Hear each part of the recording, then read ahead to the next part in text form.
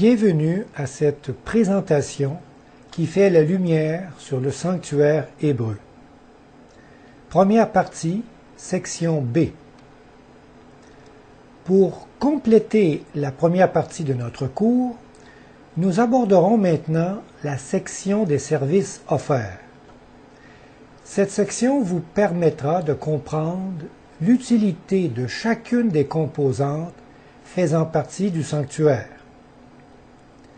Le sanctuaire était le lieu de trois principaux services religieux.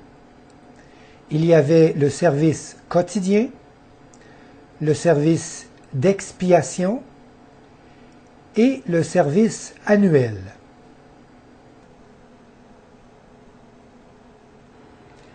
Ces trois services ont tous un rapport avec l'expiation du péché. Pour bien saisir la particularité de chacun, nous devons comprendre la dynamique d'une transgression de la loi de Dieu, car elle peut être commise de façon consciente ou inconsciente. Cette notion doit être bien comprise avant de débuter la description de nos trois services. Il y a donc deux types de péchés de base: le péché volontaire et le péché involontaire. On peut décrire le péché volontaire ainsi. C'est un acte conscient, une transgression des règles, une désobéissance, commis par un choix délibéré, en ayant connaissance de la loi de Dieu. C'est un acte condamnable qui me rend coupable, sujet à une sanction, qui me porte à la repentance, et Dieu me donne la victoire immédiate. Le péché d'Adam et Ève est le meilleur exemple de ce type de péché. Maintenant, décrivons le péché involontaire. C'est un acte inconscient, une faiblesse dans mes aptitudes, un manquement dans mes tâches, commis par un oubli ou en ignorant la loi de Dieu.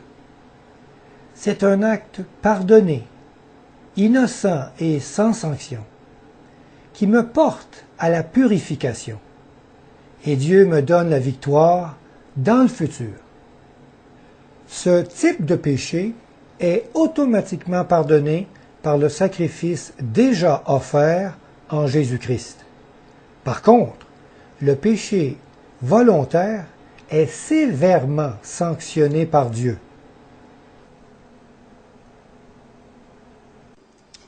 Si c'est une personne qui a péché involontairement, elle offrira une chèvre d'1 an en sacrifice pour le péché. Le sacrificateur fera l'expiation pour la personne qui a péché involontairement devant l'Éternel. Quand il aura fait l'expiation pour elle, il lui sera pardonné. Pour l'indigène parmi les enfants d'Israël et pour l'étranger en séjour au milieu d'eux, il y aura pour vous une même loi quand on péchera involontairement. Mais si quelqu'un, indigène ou étranger, agit la main levée, il outrage l'Éternel. Celui-là sera retranché du milieu de son peuple. Il a méprisé la parole de l'Éternel et il a violé son commandement. Celui-là sera retranché. Il portera la peine de son iniquité. La connaissance de ces deux types de péchés donne maintenant une meilleure compréhension au texte sacré des Saintes Écritures. Voici quelques exemples de textes qui doivent être utilisés uniquement dans le contexte du péché volontaire. Dans Romains 6, 23, il est écrit « Le salaire du péché, c'est la mort ». Ici, il est question d'un péché conscient. Dans Jean 8, 11, Jésus dit « Va et ne pêche plus. Ici, Jésus nous parle de transgression volontaire. Dans Matthieu 5, 48, il est écrit « Soyez parfaits, comme votre Père céleste est parfait. » Ici aussi, Jésus nous parle de ne plus se rebeller contre Dieu. Voici d'autres textes qui doivent être utilisés uniquement dans le contexte du péché involontaire. Dans 1 Jean 5,16, il est écrit « Il y a des péchés qui ne mènent pas à la mort. » Ici, Jean nous demande de prier les uns les autres expressément pour nos faiblesses humaines. Dans Ecclésiaste 7,20, il est écrit « Il n'y a pas sur la terre d'homme qui ne pêche jamais. » Ici, le sage nous parle de péché involontaire, car plusieurs hommes de Dieu ont eu la victoire définitive sur leur transgression. Dans Romains 7, 21, il est écrit « Quand je veux faire le bien, le mal est attaché à moi. » Dans ce texte, l'apôtre Paul exprime son désarroi de se voir en faute par faiblesse. Si nous utilisons ces derniers textes dans l'idée d'un péché conscient, nous dénaturons le sens véritable de l'Évangile. Il est important d'en discerner la différence. Poursuivons maintenant notre description des services offerts dans le sanctuaire. Débutons par le premier service, le quotidien.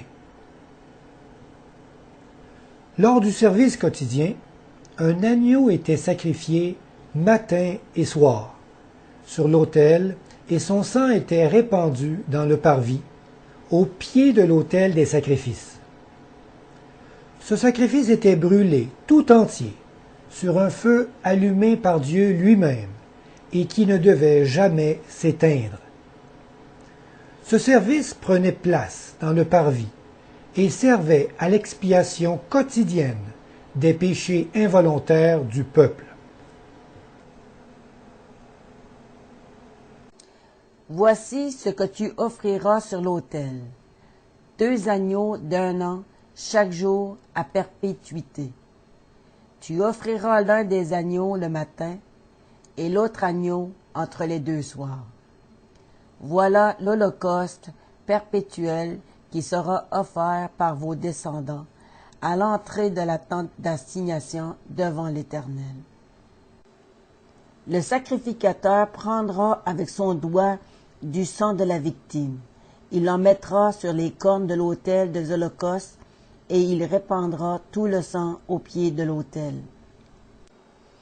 Le feu sortit de devant l'Éternel et consuma sur l'autel l'holocauste et les graisses.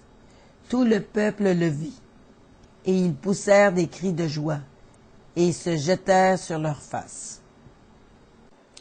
Le feu brûlera sur l'autel, il ne s'éteindra point. Chaque matin, le sacrificateur y allumera du bois, arrangera l'holocauste et brûlera la graisse des sacrifices d'action de grâce. Le feu brûlera continuellement sur l'autel, il ne s'éteindra point. Le deuxième service d'expiation implique personnellement le pécheur. Lorsqu'une personne avait transgressé la loi de Dieu, il devait apporter au sanctuaire un animal pur et sans défaut lui appartenant pour l'expiation de son péché. Il confessait son péché en posant ses mains sur la tête de l'animal, puis il devait le saigner à mort. Lors de ce service d'expiation, le sang recueilli était transporté jusque dans la tente d'assignation. Là, le sacrificateur trempait son doigt dans le sang et aspergeait le voile en face de l'autel des parfums. Après, l'animal était brûlé sur l'autel des sacrifices. Ce service était pour l'expiation des péchés volontaires du peuple. Celui donc qui se rendra coupable de l'une de ces choses fera l'aveu de son péché.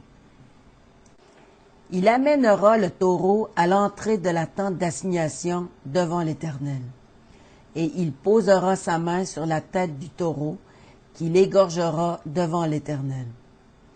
Le sacrificateur ayant reçu l'onction prendra du sang du taureau et l'apportera dans la tente d'assignation. Il trempera son doigt dans le sang et il en fera 7 fois l'aspersion devant l'Éternel, en face du voile du sanctuaire. Le sacrificateur mettra du sang sur les cornes de l'autel des parfums odoriférants qui est devant l'Éternel dans la tente d'assignation. Et il répandra tout le sang du taureau au pied de l'autel des holocaustes, qui est à l'entrée de la tente d'assignation. Or, ces choses étant ainsi disposées, les sacrificateurs qui font le service entrent en tout temps dans la première partie du tabernacle. Le troisième service faisait office d'une fête annuelle nationale appelée Yom Kippour, ou le jour des expiations. À la fin de l'année religieuse, il y avait le sacrifice d'un bouc pour la purification complète du sanctuaire. Ceci afin de purifier tous les péchés qui y avaient été transmis par le sang des sacrifices d'expiation. Ce service permettait l'effacement définitif des péchés qui avaient contaminé le sanctuaire durant toute l'année. Tout le peuple devait se préparer ce jour-là, en se purifiant. Puis, enveloppé d'un nuage d'encens, le souverain sacrificateur seul pénétrait en présence de Dieu dans le lieu très saint du sanctuaire, avec le sang de la victime expiatoire. Il en aspergeait les cornes de l'arche d'alliance. Ce rituel se prolongeait donc jusque dans le lieu très saint du sanctuaire.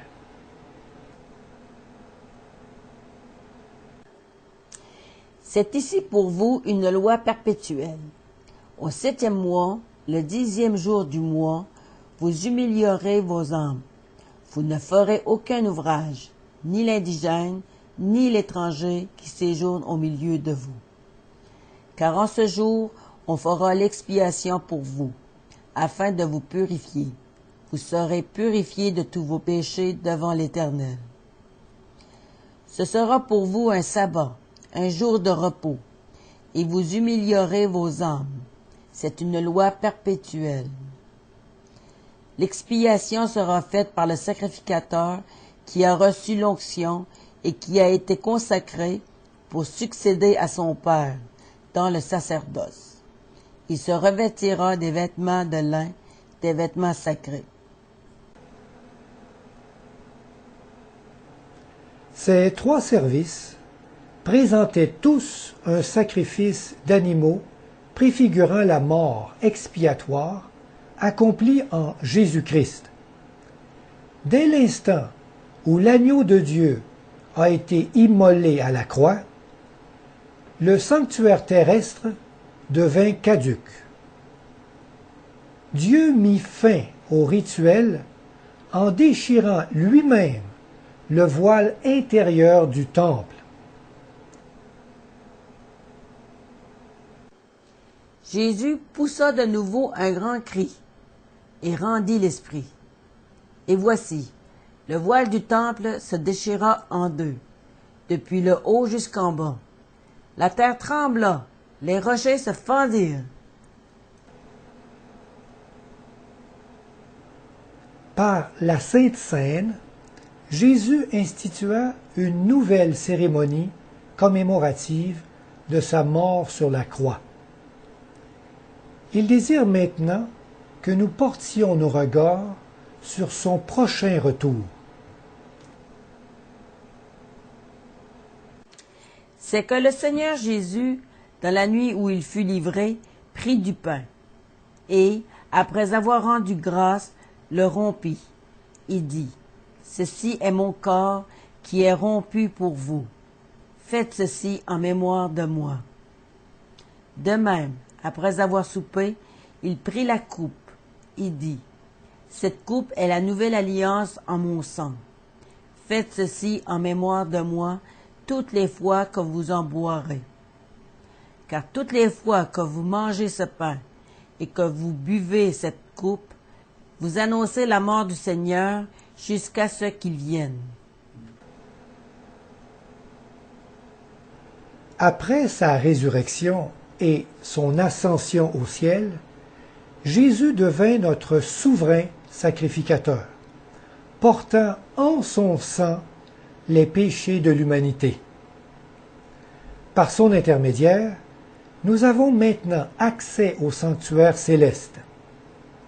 Avec gratitude, nous pouvons entrer avec lui dans son ministère d'expiation du péché, afin de participer activement à son œuvre de purification. Le Saint-Esprit montrait par là que le chemin du lieu très saint n'était pas encore ouvert tant que le premier tabernacle subsistait. C'est une figure pour le temps actuel où l'on présente des offrandes et des sacrifices qui ne peuvent rendre parfait sous le rapport de la conscience celui qui rend ce culte. Ainsi donc, frères, puisque nous avons, au moyen du sang de Jésus, une libre entrée dans le sanctuaire par la route nouvelle et vivante qu'il a inaugurée pour nous au travers du voile, c'est-à-dire de sa chair, et puisque nous avons un souverain sacrificateur établi sur la maison de Dieu, approchons-nous avec un cœur sincère dans la plénitude de la foi, les cœurs purifiés d'une mauvaise conscience et le corps lavé d'une eau pure. Approchons-nous donc avec assurance du trône de la grâce, afin d'obtenir miséricorde et de trouver grâce pour être secouru dans nos besoins. Si quelqu'un me sert, qu'il me suive, et là où je suis, là aussi sera mon serviteur.